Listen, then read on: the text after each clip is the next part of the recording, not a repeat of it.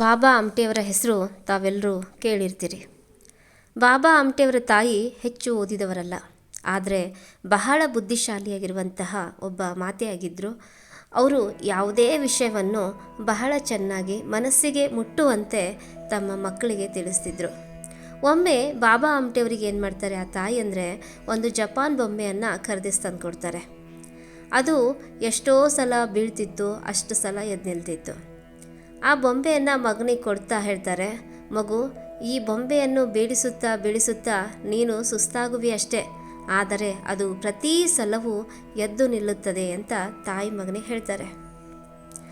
ಆದರೆ ಆಟವಾಡುವಾಗ ಬಾಬೆ ಆಮ್ಟೆಯವರು ಕೂಡ ಅದನ್ನು ಗಮನಿಸ್ತಾರೆ. ಆ ಆಟ ಆಡುವಾಗ ಬೊಂಬೆ ಜೊತೆ ಅದು ಬೊಂಬೆ ಬೀಳ್ತಿತ್ತು ಮತ್ತು ತಕ್ಷಣ ಎದ್ದು ನಿಲ್ತಿತ್ತು. ಅವರಿಗೂ ಒಂಥರ ಆಶ್ಚರ್ಯ ಆಗುತ್ತೆ. ಅಮ್ಮ ಹೇಳಿದ್ದು ನೆನಪಾಗುತ್ತೆ, ಆದರೆ ಪೂರ್ಣ ಮಾತು ಆಗ ಆ ಮಗುವಿಗೆ ಅರ್ಥ ಆಗಂಗಿಲ್ಲ.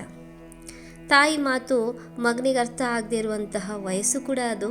ಯಾಕಂದರೆ ಒಂದಷ್ಟೇ ಅರ್ಥ ಆಗಿತ್ತು, ತಾಯಿ ಹೇಳಿದ್ದು ಬಿದ್ದ ತಕ್ಷಣ ಈ ಬೊಂಬೆ ಎದ್ದು ನಿಲ್ಲುತ್ತೆ ಅನ್ನುವಂಥದ್ದು. ಆದರೆ ತಾಯಿ ಮುಂದೆ ಹೇಳ್ತಾಳೆ, ಈ ಬೊಂಬೆ ರೀತಿಯಲ್ಲಿ ನೀನು ಸಹ ಜೀವನದಲ್ಲಿ ಅನೇಕ ಸಲ ಬೀಳ್ಬೋದು ಮಗು, ಯಾವಾಗಲೂ ಸಫಲತೆ ದೊರೆಯದು. ಆದರೆ ನಿಜವಾದ ಘನತೆ ಎಲ್ಲಿದೆಯಪ್ಪ ಅಂತಂದರೆ, ನೀನು ಬಿದ್ದ ತಕ್ಷಣ ಅಳೋದಲ್ಲ, ತಕ್ಷಣ ಏಳುವುದರಲ್ಲಿದೆ. ಸೋತರೂ ಸಹ ಸೋಲಿನಿಂದ ಕುಗ್ಗದಿರುವುದು ಇದು ಮನುಷ್ಯನ ಬದುಕಿನ ಇನ್ನೊಂದು ಹೆಸರು ಅಂತ ಬಾಬಾ ತಾಯಿ ಹೇಳ್ತಾರೆ. ಆಗ ಬಾಬಾ ಅವರಿಗೆ ಅರ್ಥ ಆಗುತ್ತೆ, ಅಮ್ಮ ಇದಕ್ಕೆ ಹೇಳಿದರು ಅಂಥೇಳಿ. ಯಾಕಂದರೆ ಮೊದಲನೇ ಸರಿ ಅಮ್ಮ ಹೇಳಿದರು, ಬೊಂಬೆ ಬಿದ್ದ ತಕ್ಷಣ ಎದ್ದೇಳುತ್ತೆ, ಈ ಬೊಂಬೆ ಬಿದ್ದು ಆದರೆ ಅದಕ್ಕೆ ಸುಸ್ತಾಗಲ್ಲ, ಆದರೆ ಅದನ್ನು ಹಿಡ್ಕೊಳ್ಳೋದ್ರಲ್ಲಿ ನೀನು ಸುಸ್ತಾಗ್ಬೋದು ಅಂತ ಹೇಳಿದ್ದು. ಆಗ ಒಂದು ಅರ್ಥ ಆಗಿದ್ರೆ, ಇನ್ನೊಂದು ಮಾತಿನಲ್ಲಿ ಬದುಕು ಕೂಡ ಹೀಗೆ ಇರುತ್ತೆ, ಆ ಬೊಂಬೆಯ ಮುಖಾಂತರ ಇಡೀ ಬದುಕನ್ನು ಹೇಗೆ ನಾವು ಎದುರಿಸ್ಬೇಕು, ಬದುಕಲ್ಲಿ ಬರುವ ಸಮಸ್ಯೆಗಳು ಹೇಗೆ ಎದುರಿಸ್ಬೇಕು ಅನ್ನುವಂಥದ್ದು ತಾಯಿ ಆ ಬೊಂಬೆ ಮೂಲಕ ತನ್ನ ಮಗನಿಗೆ ಒಂದು ಒಳ್ಳೆಯ ಆದರ್ಶದ ಪಾಠವನ್ನು ಕಲಿಸ್ತಾರೆ, ಮಕ್ಕಳಿಗೆ ಗಟ್ಟಿ ಮಾಡುವುದಕ್ಕಾಗಿ. ಆದರೆ ತಾಯಿ ಈ ಅಮೂಲ್ಯ ಸಲಹೆಯನ್ನು ಬಾಬೆ ಆಮ್ಟೆಯವರು ಚೆನ್ನಾಗಿ ಗ್ರಹಿಸ್ತಾರೆ. ಅದು ಮುಂದೆ ಬರ್ತಾ ಅವರು ದೊಡ್ಡವರಾಗ್ತಾರೆ. ಆ ತರುಣ ಯುವಕನಾದಾಗ ಆ ತಾಯಿಯ ಮಾತು, ಆ ಬೊಂಬೆ ಬಿದ್ದ ತಕ್ಷಣ ಎದ್ದಿರುವಂಥ ದೃಶ್ಯ ಅವರಿಗೆ ಪ್ರತಿ ಕ್ಷಣವೂ ಕೂಡ ಪ್ರೇರಣೆಯನ್ನು ನೀಡ್ತಾ ಇರುವಂಥದ್ದೇ ಘಟನೆ. ಅನೇಕ ಕಷ್ಟ ವಿಪತ್ತುಗಳು ಅವ್ರ ಜೀವನದಲ್ಲಿ ಬರುತ್ತೆ. ಆಗ ಅವರು ಯಾವ ಕ್ಷಣವೂ ಕೂಡ ವಿಚಲಿತವಾಗದೆ ಆ ಕಷ್ಟಗಳನ್ನು ಆತ್ಮವಿಶ್ವಾಸದಿಂದ ಅವರು ಎದುರಿಸ್ತಾರೆ, ಧೈರ್ಯವನ್ನು ಕಳೆದುಕೊಳ್ಳೋಂಗಿಲ್ಲ. ಅವರು ತಲೆ ಎತ್ತಿ ಭಾರತದ ಉದ್ದಗಲ ಓಡಾಡ್ತಾರೆ.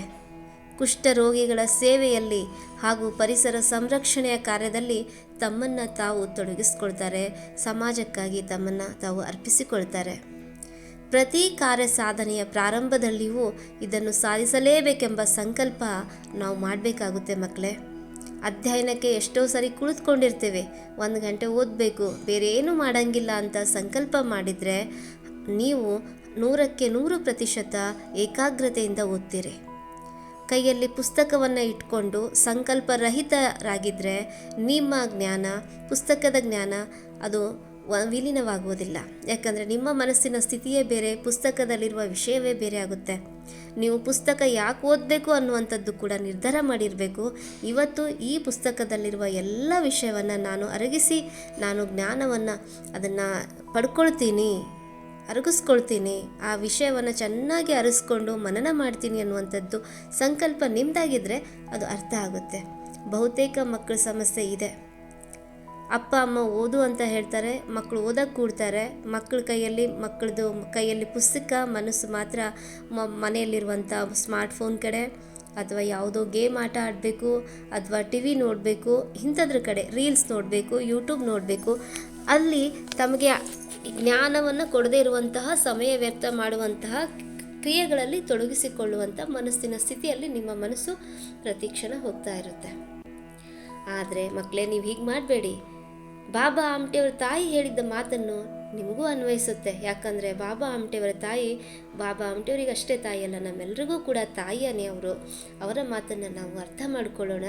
ಯಾವುದಾದ್ರೂ ಒಂದು ಪುಸ್ತಕವನ್ನು ಅಥವಾ ಯಾವುದಾದ್ರೂ ಒಂದು ವಿಷಯವನ್ನು ತಿಳಿದುಕೊಳ್ಬೇಕು ಅಂತಂದಾಗ ನಮ್ಮ ಮನಸ್ಸು ಕೇಂದ್ರೀಕೃತಗೊಳಿಸಿ ಸಂಕಲ್ಪ ಮಾಡಿ ನಾವು ಕೂತ್ಕೊಳ್ಬೇಕು. ಆಗ ಆ ವಿಷಯವು ನಮಗೆ ಅರ್ಥ ಆಗುತ್ತೆ. ಅರ್ಥ ಮಾಡಿಕೊಳ್ಳೋ ನಾವು ಮುಂದೆ ಹೋಗಲೇಬಾರದು, ಅರ್ಥ ಮಾಡಿಕೊಳ್ಬೇಕು. ತಿಳಿದೇ ಇದ್ದರೆ ತಮ್ಮ ಮನೆ ಹಿರಿಯರಿಗೆ ಅಥವಾ ತನ್ನ ಸಹಪಾಠಿಗಳಿಗೆ, ತಮ್ಮ ಸ್ನೇಹಿತರಿಗೆ, ತಮ್ಮ ಗುರುಗಳಿಗೆ ಕೇಳಿ ಆ ವಿಷಯವನ್ನು ತಿಳಿದುಕೊಳ್ಬೇಕು ಅನ್ನುವಂಥದ್ದು ನಾವು ಅರ್ಥ ಮಾಡ್ಕೋಬೇಕು. ನಾವು ಎಷ್ಟು ಪ್ರಯತ್ನ ಪಡ್ತೀವೋ, ನಮ್ಮ ಸಂಕಲ್ಪ ಗಟ್ಟಿಯಾಗಿರುತ್ತೋ, ನಾವು ಅದೇ ರೀತಿ ಉನ್ನತ ಮಟ್ಟಕ್ಕೆ ಹೋಗ್ತೇವೆ. ನಮ್ಮ ಸಂಕಲ್ಪ ಇಲ್ಲದೆ ಸಂಕಲ್ಪರಹಿತವಾಗಿ ನಾವು ಯಾವುದಾದ್ರೂ ಕೆಲಸ ಮಾಡ್ತಾ ಹೋದರೆ ನಮ್ಮ ಪ್ರಯತ್ನ, ನಮ್ಮ ಸಾಮರ್ಥ್ಯ ಹೊರಟು ಹೋಗುತ್ತೆ. ಪ್ರತಿನಿತ್ಯ ಬೆಳಿಗ್ಗೆ ಮುಂಜಾನೆ ಏಳಬೇಕು ಅಂತ ಸಂಕಲ್ಪ ಮಾಡಿ, ಆಗ ನೀವು ಎದ್ದೇ ಹೇಳ್ತೀರಿ. ಆದರೆ ಪ್ರತಿನಿತ್ಯ ಬೆಳಿಗ್ಗೆ ಮುಂಚೆ ಏಳಬೇಕು ಅಂತ ಸಂಕಲ್ಪಿಸಿ ಏಳದೇ ಇದ್ದರೆ, ಹೀಗೆ ಅನೇಕ ವಿಷಯಗಳಲ್ಲಿ ಸಂಕಲ್ಪಿಸಿದಂತೆ ನಡೆದುಕೊಳ್ಳಲು ಪ್ರಯತ್ನಿಸದಿದ್ದರೆ ಸ್ವಾಭಾವಿಕವಾಗಿ ನಾವು ಆತ್ಮವಿಶ್ವಾಸವನ್ನು ಕಳೆದುಕೊಳ್ತೇವೆ. ನಮ್ಮ ಬಗ್ಗೆ ನಮಗೆ ಆತ್ಮಗೌರವ ಇಲ್ಲ ಅಂತ ಅರ್ಥ. ಇನ್ನೊಬ್ಬರನ್ನು ಗೌರವಿಸುವುದು ಎಷ್ಟು ಮುಖ್ಯವೋ, ನಮ್ಮ ಸಂಕಲ್ಪಗಳಿಗೆ, ನಮ್ಮ ವಿಚಾರಗಳಿಗೆ ನಾವು ಬದ್ಧತೆಯಿಂದ ಇದ್ದು ನಮ್ಮನ್ನು ನಾವು ಗೌರವಿಸುವುದು ಕೂಡ ವಿದ್ಯಾರ್ಥಿಗಳು ಕಲಿದುಕೊಳ್ಬೇಕು. ಪ್ರತಿದಿನ ಹೊಸ ಸಂಕಲ್ಪವನ್ನು ಮಾಡಿ ಅದರಲ್ಲಿ ವಿಫಲನಾಗುವವನನ್ನು ಒಂದು ಹಳ್ಳವನ್ನು ಹಾರಲು ಅದರ ಹತ್ತಿರ ಹೋಗಿ ಮತ್ತೆ ಹಿಂತಿರುಗಿ ಮತ್ತೆ ಓಡುವ ವ್ಯಕ್ತಿಗೆ ಹೋಲಿಸ್ತಾರೆ. ಹೀಗೆ ಅವನು ಮುಂದುವರಿದರೆ ಹಾರುವ ಸಾಮರ್ಥ್ಯವನ್ನು, ಧೈರ್ಯವನ್ನು ಕಳೆದುಕೊಳ್ತಾನೆ.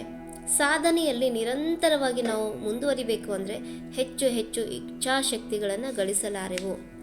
ಆತ್ಮವಿಶ್ವಾಸಕ್ಕೆ ಸಂಬಂಧಿಸಿದ ಸ್ವಾಮಿ ವಿವೇಕಾನಂದರ ಉಕ್ತಿಗಳನ್ನು ಸ್ವಲ್ಪ ಮೆಲುಕು ಹಾಕಬೇಕಾಗಿದೆ ನಾವು.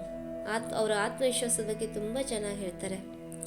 ಅನೇಕರು ಸ್ವಾಮಿ ವಿವೇಕಾನಂದರ ಕೃತಿಗಳಿಂದ ಸ್ಫೂರ್ತಿಯನ್ನು ಪಡೆಯಬಹುದು. ಅವರ ಅಧ್ಯಯನವನ್ನು ಮಾಡಬೇಕು. ಸ್ವಾಮಿ ವಿವೇಕಾನಂದರು ಯಾವ ಥರ ಜೀವನವನ್ನು ಮಾಡಿದರು, ಅವರ ಪ್ರತಿ ಜೀವನದ ಸಂದೇಶಗಳು ನಮಗೆ ಪ್ರತಿ ಕ್ಷಣವೂ ಕೂಡ ಸ್ಫೂರ್ತಿಯನ್ನು ಕೊಡುತ್ತೆ. ಜೀವನದಲ್ಲಿ ಹೊಸ ದಿಕ್ಕನ್ನು ತೋರಿಸುತ್ತೆ, ಹೊಸ ಬೆಳಕನ್ನು ಕೂಡ ಅದು ನಮಗೆ ತೋರಿಸುತ್ತೆ. ಉನ್ನತ ಶಿಖರಕ್ಕೆ ಏರಬೇಕು ಅಂತಂದರೆ ನಾವು ಎತ್ತರದ ವಿಚಾರ, ಹಾಗೆ ನಮ್ಮ ಸಂಕಲ್ಪಕ್ಕೆ ನಾವು ಬದ್ಧರಾಗಿದ್ದಾಗ ಮಾತ್ರ ಸಾಧ್ಯವಾಗುತ್ತದೆ.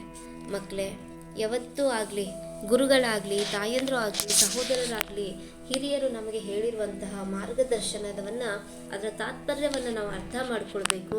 ಅದರ ತಾತ್ಪರ್ಯವನ್ನು ಅರಿತು ನಾವು ಮುನ್ನಡೆದಿದ್ದೇ ಆಗಿದ್ದರೆ ನಾವು ಜೀವನದಲ್ಲಿ ಸಫಲತೆಯನ್ನು ಕಾಣ್ತೀವಿ.